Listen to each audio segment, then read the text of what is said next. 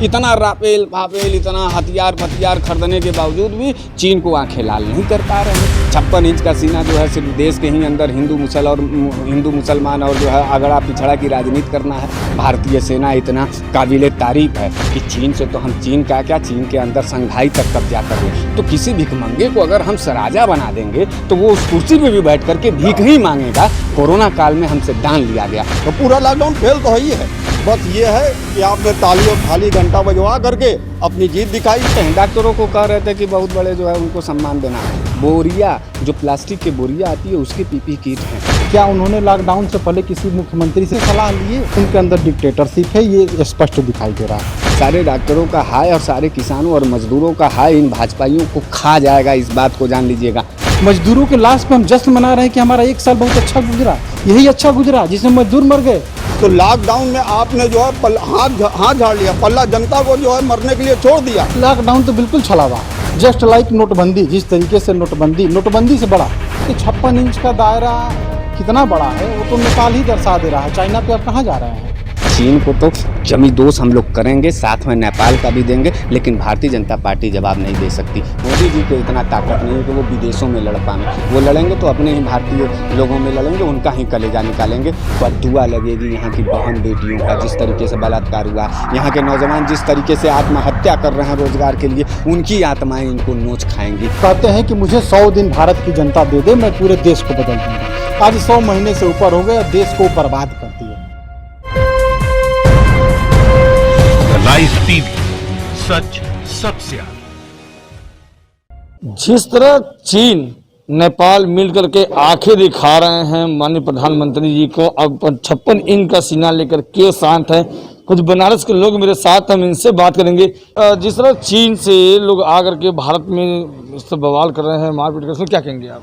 अरे क्या कहना क्या है, आप नहीं देख रहे हैं, पूरे भारत के लोग नहीं देख रहे हैं कि 56 इंच का सीना जो है हमने इसलिए चुना था कि जहां एक तरफ जो है देश के अंदर बेरोजगारी खत्म होगी, महंगाई खत्म होगी, तो वहीं दूसरे तरफ जो है जो विदेशी ताकतें हैं उस पर भारत जो है अपनी ताकत के साथ जो उनका दमन करेगी और उनको जवाब देगी। लेकिन आप देख रहे हैं पिछले 6 साल में जहाँ पाकिस्तान का जो है कि लगातार जो है कि हमला भारत के ऊपर है, तो वहीं जो है चीन जो है एक तरफ अभी डोकलाम में था और अब इस समय जो है कि फिर चढ़ा हुआ है जो है, और लगातार अंदर घुसते चला जा रहा है भारत। और राजनाथ सिंह जी जो रक्षा मंत्री हैं, मोदी जी जो है कि वो बैठे हुए हैं प्रधानमंत्री हैं, और अमित शाह जी गृह मंत्री हैं, जिन्हें खुद आत्मनिर्भर बोलने में 1 मिनट लग रहा है। ऐसे तो योजना और ऐसी तो सरकार है। जिस भारत का जो है परचम पूरे विश्व के अंदर जो है अपनी ताकत, अपनी नौसेना, अपना थल सेना और अपनी जो सेना थी, उस सेना ने जो है कि आपको क्या मालूम है, जब भारत का जो है कमज़ोर स्थिति हुआ करता था तब हमने जो है पाकिस्तान से लड़ाई लड़ा था और वहाँ बांग्लादेश तोड़ा था। जब हमारी कमज़ोर स्थिति थी तब भी हम 72 में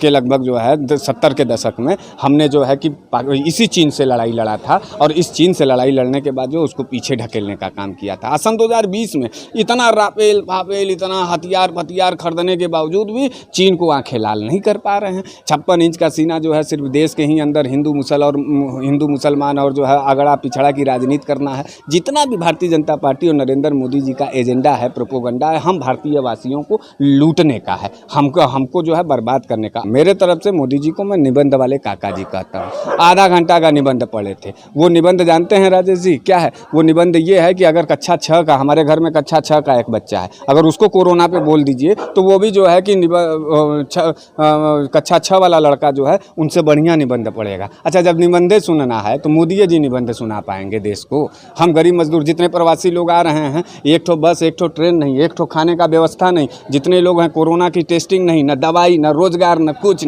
चारों तरफ हिंसा का माहौल है। और उसी में जो है इनकी जो मीडिया लाइन है वो जो है कि बता रही है, वो बताइए, कह रहे हैं कि जो है चीन थर-थर काँप रहा है। चीन का जीडीपी जो है, चीन का अर्थव्यवस्था हमसे 6% ज़्यादा आगे है। चीन के आधे माल पर ये स्वदेशी बात कर रहे थे कि हम स्वदेशी अपनाएंगे। अभी कह रहे थे ना पिछले वाले निबंध में कि हम स्वदेशी अपनाएंगे। तो जब एक निबंध पढ़ेंगे तब एक नया कहानी लेकर के एक नया शब्द लेके चले आएंगे और अंधभक्त छाती पीट करके इनको बताएं। देखिए एक बात हम बता दें, अब नौजवान और जितना देश के सभी गरीब गुरबे लोग हैं उन सबसे मेरा एक सीधा अपील है कि नरेंद्र मोदी जी आग के कोख में झोंक दिए हैं भारत को, और इनके निबंध और इनके भाषा वसा पर अब विश्वास मत रखिए। ज़िंदगी अगर जीना है और बचाना है तो खुद अब वाकई आत्मनिर्भर होना होगा और अपने हाथ और बाजुओं पर ताकत रखना। भारत जो है, पूर्ववर्ती सरकारों ने भारत को इतना मजबूत बनाया है, भारतीय सेना इतना काबिल तारीफ है कि चीन से तो हम चीन के अंदर संघाई तक कब्जा कर लेंगे, लेकिन विश्व स्तर का एक मामला है जिस पर अभी भी हम लोग खड़े हुए हैं। अच्छा, विदेशी ताकतें जो है लगातार ताक लगाई हुई थी, अमेरिका की नीति साफ हो गई, अमेरिका एकदम सफल हुआ क्योंकि वो जानता था कि नरेंद्र मोदी जो है अपने ही देश के लोगों और अपने ही देश के लोगों के लाशों पर राजनीति करके भारत का दमन करना चाहता। उसका फ़ायदा सीधे चीन का जो लड़ाई है उसका फायदा सीधे अमेरिका को मिल रहा है। इन्होंने खुद अपने निबंध में कहा था कि मैं 35 साल भीख मांगा हूं, तो किसी भिखमंगे को अगर हम राजा बना देंगे तो वो उस कुर्सी पे भी बैठ करके भीख ही मांगेगा। कोरोना काल में हमसे दान लिया गया, जहां सरकार एक मुखिया के रूप में होता है, जब आपातकाल होता है तब सरकार अपने परिस्थितियों से हम लोगों का पेट भरने के लिए आगे आना चाहिए, तो वहाँ भी दान लेना। जो भी कोई आफत मिलेगा तो हमको दान दे दीजिए, बुजुर्गों को बचाने के लिए दान दे दीजिए, बच्चों को बचाने के लिए, देश को बचाने के लिए दान दे दीजिए। ये पूरी तरीके से उलूल जुलूल वाली सरकार है, पूरी तरीके से नफरतबाजी का है। भारत इसको समझ रहा है। पूरे लॉकडाउन को फेल बताया गया, इस पर क्या कर जाएंगे? तो पूरा लॉकडाउन फेल तो है ही है। सरकार ने उनकी कोई मदद नहीं की, ना खाना पहुंचा उनके पास, ना कुछ पहुंचा। बस ये है कि आपने ताली और थाली घंटा बजवा करके अपनी जीत दिखाई, हेलीकॉप्टर से जो है पुल बरसा करके आपने ये साबित कर दिया कि हम बहुत बड़ी विजय प्राप्त कर लिए हैं। लॉकडाउन सफल तब होता जब ये लॉकडाउन फरवरी में लग गया रहता, और सबसे ज़्यादा सफल ये इसलिए हुआ कि एक बैक लॉकडाउन लगा। इसमें जो जहाँ जिस स्थिति में था बुरी तरीके से फंस गया। जब फंस गया तो मजबूरी में वो घर से बाहर निकल गया और गैदरिंग एक बड़ी भारत के सामने आ गई, जो लॉकडाउन की व्यवस्था को पूरी ध्वस्त कर दिया। देखिए, लॉकडाउन फेल हो गया, कोरोना तो पास हो गया। कोरोना तो पूरे वर्ल्ड के अंदर तबाही मचाया हुआ है, उसको हम नहीं कर पाएंगे, ये महामारी है। लेकिन हमारी सरकारें क्या है, हमारी सरकार खाली जो है तुरंत लॉकडाउन लगा करके पैसा कैसे वसूलना है इस पर लग गई। हमारी जान कैसे बचेगी? 500 पर लॉकडाउन होता है और 1.25 लाख पर लॉकडाउन खोला जा रहा है। इस बात को आप समझिए। और न तो कोई पीपीई किट जानते हैं, डॉक्टरों को कह रहे थे कि बहुत बड़े जो है उनको सम्मान देना है। बोरिया, जो प्लास्टिक के बोरिया आती है उसके पीपीई किट हैं, जा करके पता करवा लीजिए। क्या उन्होंने लॉकडाउन से पहले किसी मुख्यमंत्री से जिस तरीके से इस समय कॉन्फ्रेंस करके बात कर रहे हैं, क्या किसी से सलाह लिए कि हर राज्य के लोग जो है जगह जगह भारत में फंसे हुए हैं, मुख्यमंत्री की क्या सलाह है, कैसे लॉकडाउन को करना चाहिए? क्या उनको लगता नहीं है कि जो हमारे 28 राज्य हैं उनके मुख्यमंत्री कोई ऐसा है, कोई योग्यता है उनके अंदर है कि वो अपनी सलाह दे? उनको नहीं लग रहा है, या तो उनके अंदर डिक्टेटरशिप है, ये स्पष्ट दिखाई दे रहा है। सत्ता में आप बैठे हुए हैं, आपको व्यवस्था देनी है कि किस तरह से क्या क्या चीज़ हमें करनी है, किस ढंग से हमको लॉकडाउन का पालन करना है और हम सरकार की तरफ से क्या हम उसके लिए कर रहे हैं। लेकिन आपने ये चीज़ नहीं कि अपनी नैतिक जिम्मेदारियों से पल्ला झाड़ करके लगातार आपने जो है जो लोग जो मदद करना चाह रहे थे उनकी भी मदद आपने रोक दी। सारे डॉक्टरों का हाय और सारे किसानों और मजदूरों का हाय इन भाजपाइयों को खा जाएगा, इस बात को जान लीजिएगा। बाबा विश्वनाथ अगर अपनी ताकत में होंगे, प्रभु श्री राम अगर अयोध्या में अपने ताकत में होंगे, तो इंसानियत का कसम उनका होगा कि ये देश के ये मानवीयता और इंसानियत के दुश्मन भारतीय जनता पार्टी और भाजपाइयों को कोड़ करा करके मारेंगे। इससे बड़ा लापरवाही का उदाहरण हमें नहीं लग रहा है कि इस देश में देना पड़ेगा। कितनी बड़ी लापरवाही ये लोग कर रहे हैं। किसी रेल को जाना कहीं है और किसी और राज्य में वो चली जा रही है। लोग 2 दिन के सफ़र की तैयारी करके चल रहे हैं और वो 8 दिन का सफ़र कर रहे हैं और कहीं कोई पेंट्री कार वगैरह या कहीं कोई स्टॉल वगैरह खुला नहीं है। अब आप ये तुलना करिए कि किस प्रकार वो उसमें खाना खाएंगे और कैसे वो पानी पिएंगे। तो जाहिर सी बात है, जब बिना पानी के इस गर्मी में रहेंगे तो उनका बीपी लो होगा और मरना निश्चित है उनका। आपने जो है जो लोग जो है जो व्यवस्था दी गई उनको ले जाने की, उसको भी आपने रोक दिया, उसको भी आपने जो स्वीकार नहीं किया। और जब लोग पैदल चल पड़े वहाँ से, तो आपने क्या किया? पहले तो आपने जो बेचारे ट्रैक से रोड से आ नहीं पा रहे थे, ट्रैक से आ रहे थे, फिर ट्रैक को भी आपने ब्लॉक कर दिया, उनको भी रोकना शुरू कर दिया। कितने लोग जो है रेलवे लाइन पे कट के मर गए। वो हमारे ही देश के भाजपा के कार्यकर्ता ढोल पीट कर रैलियां निकाल करके जश्न मनाया भी आपने देखा होगा। क्या ये जश्न मनाने का समय है? मजदूरों के लाश पे हम जश्न मना रहे हैं कि हमारा 1 साल बहुत अच्छा गुजरा। यही अच्छा गुजरा जिसमें मजदूर मर गए?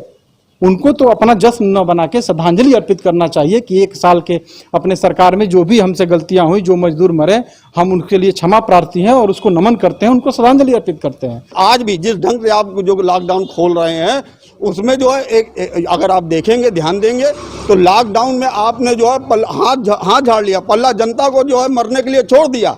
आपने कोई व्यवस्था नहीं दी, ना पीपीई दिया डॉक्टरों को, ना कुछ दिया, बल्कि आपने ये कहा कि जनता अब जो है कोरोना से समझौता कर ले। यानी इसके मतलब आपने जनता को मरने के लिए छोड़ दिया है उनको अपने उस नियत पर। लॉकडाउन तो बिल्कुल छलावा है, जस्ट लाइक नोटबंदी। जिस तरीके से नोटबंदी से बड़ा, जस्ट लाइक नहीं कह सकते इसको, नोटबंदी से बड़ा चला हुआ है। एक नोटबंदी आप जो किए जिसमें टोटल पैसा बैंक में जमा हो गया आपकी गलत नीतियों से, कोई काला धन आप पकड़ नहीं पाए। जिस तरह 56 सीने की बात चल रही, दिखाने की बात चल रही, चिट्ठी से भेज करके उन्हें गुमराह किया जा रहा है और उन्हें जो है बताया जा रहा है कि लड़ाई युद्ध करने का है। इसमें क्या कहेंगे आप? देखिए 56 इंच का जो सीने की बात हो रही थी, तो उस 56 इंच में जो कलेजा है ना, वो सिर्फ 3 इंच का रह गया है। ये कैसे हम प्रूव कर सकते हैं? इसलिए हम प्रूव कर सकते हैं कि नेपाल ने 70 वर्ष में कभी भी भारत के ऊपर इस तरीके से अपने नक्शे को नहीं दिखाया। आज 3 जगह अपने नक्शे को दिखा रहा है नेपाल ऐसा छोटा सा देश दिखा रहा है। ये जो सरकार है, ये मौजूदा सरकार पूरी तरीके से विफल हो गई है। तो वो नेपाल भी आज आपके सामने फन अपना उठाए हुए है और ललकार भी रहा है। तो आपके 56 इंच का दायरा कितना बड़ा है वो तो नेपाल ही दर्शा दे रहा है। चाइना पे आप कहाँ जा रहे हैं? जब नेपाल आपको ललकारेगा और आप चुप बैठे रहेंगे, चूड़ियाँ पहने रहेंगे, तो चाइना तो जाहिर सी बात है कि आपको दबाएगा, और यही आज हो रहा है। चीन को तो जमी दोष हम लोग करेंगे, साथ में नेपाल का भी देंगे, लेकिन भारतीय जनता पार्टी जवाब नहीं दे सकती। पूरी तरीके से फेल है और लगातार पीछे भागती चली जा रही है। रक्षा मंत्री का जिस तरीके से बयान आ रहा था, उस बयान को देखने के बाद ये लग रहा था कि भारत पहली दफा चीन के सामने डरता हुआ नजर आ रहा है। लेकिन हम भारतवासी अपने देश और तिरंगा के प्रति कृतज्ञ हैं और पूरे शान के साथ कहते हैं कि अगर सेना को जरूरत हम जैसे नौजवानों की भी पड़ेगी तो तिरंगा लेकर के बॉर्डर पर गोली खाएंगे। चीन और नेपाल दोनों आंखें लाल कर दिखा रहे हैं प्रधानमंत्री को। भैया यही तो हर हर मोदी घर घर मोदी वाला नरवा तो यही है, इसी पे तो क्रोध आ रहा है भाई साहब। जब मौके के वीडियो देखेंगे तो वहाँ देखेंगे किस तरीके से हमारे सैनिक पर चाइना के सैनिक अत्याचार कर रहे हैं, गालियाँ दे रहे हैं, ढकेल रहे हैं, उनको लगातार दबा रहे हैं, और हमारी सरकार मौन बैठी हुई है। सरकार करती क्या है? जहाँ जहाँ हम बैक होते हैं वहाँ मुद्दों को डाइवर्ट कर देती है।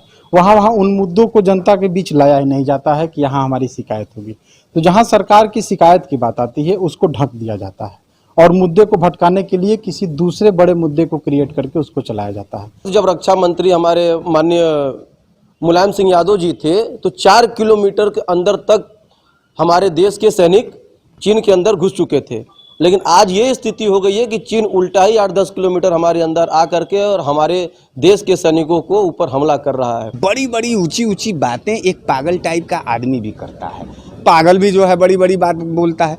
तो जब हमको पागल ये वाली भाषा सुनना है तो हम किसी भी पागल आदमी को ले जा करके सिटिया पे बैठा दें। अच्छी बात से जो है सरकार चलती है, सरकार मजबूत इरादे से चलती है, अपनी ताकत से चलती है। अपने घर में जो है लोगों को जहर खिलाने वाले, मजबूर करने वाले मुखिया से परिवार नहीं चलता है, उसका पेट भरने से होता है। उलूल जुलूल झूठा मूठा योजना, अब मुर्दा योजना जिसे कहा जाता है। मोदी जी ने ये बात भी कहा था कि 1 के बदले 10 सर लाएंगे, तो कहाँ वो 10 सर है?